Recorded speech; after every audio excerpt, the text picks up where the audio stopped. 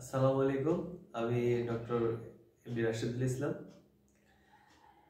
কো initiator, গবেষক হতে চাই বি রিসার্চার বিটি। আমরা এই প্ল্যাটফর্মটি শুরু করেছিলাম আমি এবং আমাদের ইনিশিয়েটর মোহাম্মদ সাবিল হুসাইন। 2020 সালে আমরা এই প্ল্যাটফর্মটা শুরু করেছিলাম। তো এটা অনলাইন ভিত্তিক প্ল্যাটফর্ম প্রথমে শুরু করি আমরা, এবং আমরা প্রথমে একটা কোর্সের মাধ্যমে শুরু করেছিলাম। আমি, আমাদের ইনিশিয়েটর সাবির হুসাইন এবং নুরুল আমিন, আমরা তিনজন মিলে আমরা প্রথমে শুরু করেছিলাম, এবং এটার পিছনে আমরা অনেক সময় দিয়েছি। এবং প্রথম আমরা বাংলায় এই যে ট্রেনিং গবেষণা নিয়ে যে কিছু ভিডিও আমরা বানিয়েছিলাম, এবং আমরা ইউটিউবেও আমরা এটা দিয়েছি। আমাদের একটা ইউটিউবে চ্যানেল আছে, এবং আমাদের ফেসবুকে গ্রুপ আছে, এবং আমাদের পেজ আছে।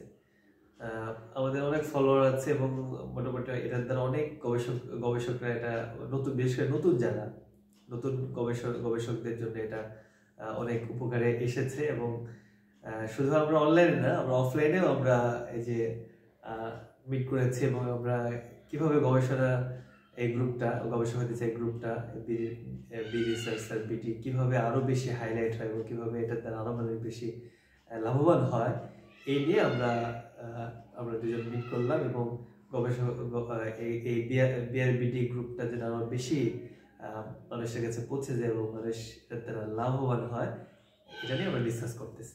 তো আমি অনুরোধ করবো আমার বন্ধু মোহাম্মদ সাবির হুসাইন, ইনিশিয়েটর, সে কিছু বলবে গবেষণা বিষয়ে।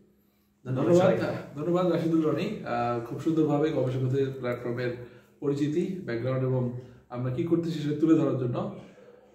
মূল যে কথাটা আসলে যেটা আমরা সবসময় বলি, যে গবেষক হতে চাই প্ল্যাটফর্ম যে টার্গেট নিয়ে কাজ করে, সেটা হচ্ছে যে বাংলাদেশের উচ্চশিক্ষা প্রতিষ্ঠানগুলোতে গবেষণা বান্ধব পরিবেশ সৃষ্টি করা। কারণ আজকে আমি জানি যে আমাদের বাংলাদেশের প্রত্যেকটা স্টুডেন্ট যারা বিশ্ববিদ্যালয়ে সুযোগ পেয়েছে পড়ার, তারা অবশ্যই মেধাবী। তারা সঠিক গাইডলাইনের অভাবে আসলে তাদের মেধাকে প্রস্ফুটিত করার এই বিষয়টা আসে না। অনেক বিশ্ববিদ্যালয়ে ফোর্থ ইয়ারের থিসিস অথবা প্রজেক্ট থাকলেও বেশিরভাগ বিশ্ববিদ্যালয়ে এই রিসার্চের ব্যাপারটা উপেক্ষা করা হয়। তো বিশ্ববিদ্যালয়ে জ্ঞান সৃষ্টি এবং বিতরণের স্থান, এটা আমরা অনেক জায়গায় শুনেছি, সবসময় কথা আমরাও বলি, বাট প্র্যাকটিক্যালি এই বিষয়টা আমরা আসলে দেখি না। ফোর্থ ইয়ারের থিসিস প্রজেক্ট নামে কিছু হলেও আসলে একটা ছাত্র যে কোনো লেভেলে যে সে গবেষণা করবে, প্রকাশনা করবে, এই বিষয়টা আমাদের মাথায় কাজ করে না। তো এই বিষয়টাকে সামনে রেখে আমি আসলে এই প্ল্যাটফর্ম শুরুর আগেই আমি চুয়েটের দ্বিতীয় বর্ষের একটা কোর্স অ্যালগোরিদম ডিজাইন অ্যানালাইসিস, এই কোর্সটা নিয়েছিলাম। সেখানে ছাত্রদেরকে অ্যালগোরিদম রিলেটেড রিসার্চ অ্যান্ড প্রজেক্টে মোটিভেট করি। সেখান থেকে আমার প্রচেষ্টায় প্রায় 10-এর অধিক পেপার, যেটা ইন্টারন্যাশনাল কনফারেন্স এবং জার্নালে প্রকাশিত হয়। তো এই বিষয়টা বাংলাদেশের শিক্ষার্থীদের মধ্যে ব্যাপক সারা জায়গায়, এবং তারা আমাদেরকে আসলে রিকোয়েস্ট করে যে আমি যে এক্সপিরিয়েন্স এখানে হয়েছে সেটা সবার সাথে শেয়ার করার জন্য। এরই অংশ হিসেবে আসলে আমরা এই কোর্সটা লঞ্চ করেছিলাম, যেটা আলহামদুলিল্লাহ অতি অল্প সময়ে প্রায় 57,000-এর বেশি ভিউ হয়ে গেছে। এবং গবেষণায় আগ্রহী বাংলাদেশি শিক্ষার্থীদের একবারে প্রাণকেন্দ্রে পরিণত হয়েছে এই প্ল্যাটফর্মটি। আমাদের প্রতিনিয়ত এত রিকোয়েস্ট আসছে যে অমুক কোর্স আয়োজন করেন, অমুক কোর্স আয়োজন করেন। যেমন অলরেডি আমরা কিছু প্রোগ্রাম অ্যানাউন্স করে দিয়েছি, যেমন সামনের উইকে আমাদের ল্যাটেক্স অর্থাৎ ওভারলিভ উইথ ল্যাটেক্স, এইটা আমরা শেখাবো।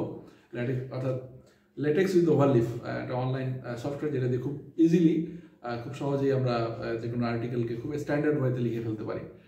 এরপরে আরেকটা প্রোগ্রাম আমরা অলরেডি রানিং আছে, যে ম্যাটল্যাব ফর রিসার্চ। আমরা জানি যে ম্যাটল্যাব খুব বহুল ব্যবহৃত এবং খুব ইম্পর্টেন্ট একটা টুলস, যেটা দিয়ে রিসার্চের যে কোনো আইডিয়াকে আমরা data analysis, data collection, analysis, ভিজুয়ালাইজেশনের কাজগুলো করতে পারি। তো সব সময় আমাদের কাছে আমাদের পেজে, আমাদের ইমেলে এত বেশি রিকোয়েস্ট আছে যে আমাদের ভবিষ্যতে আমরা যদি প্রোগ্রাম ডিজাইন করি, তো আমাদের আসলে পুরো বছরই এটা সময় লেগে যাবে। তো আমাদের ইনশাল্লাহ প্ল্যান আছে আমরা ওদের ভবিষ্যতে বা যত সেক্টর আছে, আমরা অলরেডি 38 ডিভিশন সিলেক্ট করেছি। প্রত্যেক ডিভিশনের স্টুডেন্টের জন্য আমরা ইনশাল্লাহ প্রোগ্রাম ডিজাইন করবো। Just wait and see what we are going to do. ইনশাল্লাহ we will serve as a beacon of the researcher for the Bangladeshi student. Inshallah. And in the future we will expand this organization for the international audiences. Please keep us in your prayers and stay with Be Researcher BD. Thank you all.